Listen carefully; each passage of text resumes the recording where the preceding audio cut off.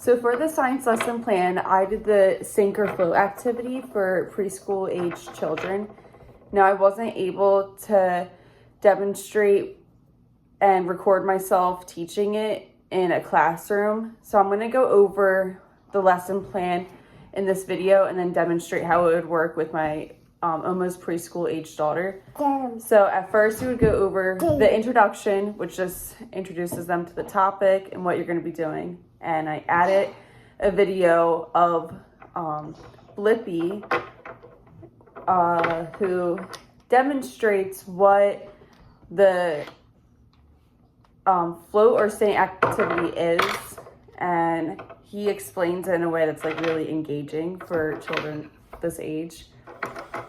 So after you do the introduction, then you start with the actual activity. And if you're doing this in a classroom, it's best to do it at different tables with smaller groups. And I added a worksheet for the adults to use that would assess the children. So this worksheet is not for the children to fill out themselves in any way.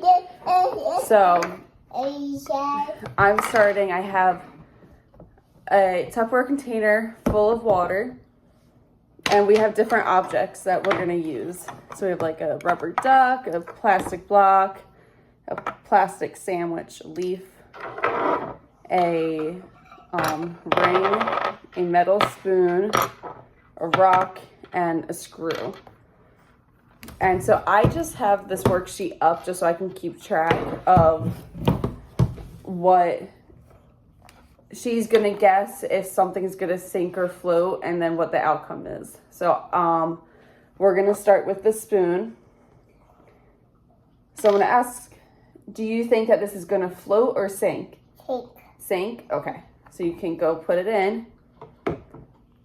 And so as you can see, it is at the bottom. So is that floating or sinking? Floating.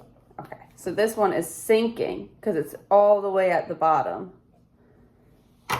So what you would do in the classroom is just mark down. So she guessed that it would sink.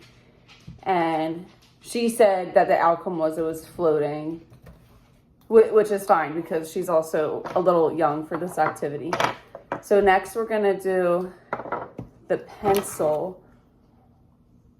So do you think this is going to float or sink? Sink. Okay, so let's go see.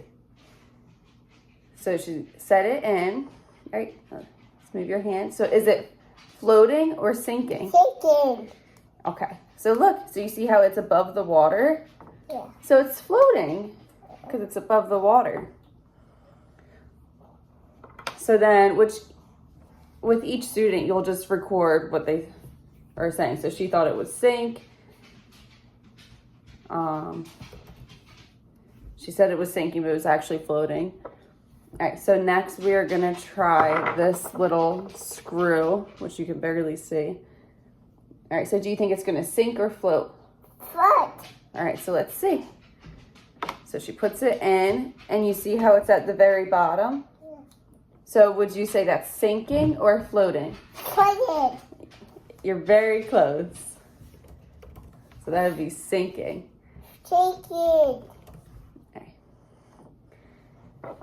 So now we're going to do it with this rubber duck. All right, so do you think it's going to float or sink? Sink. All right. So let go. So would you say it's floating because it's above the water, or it's sinking? Floating. Uh-huh.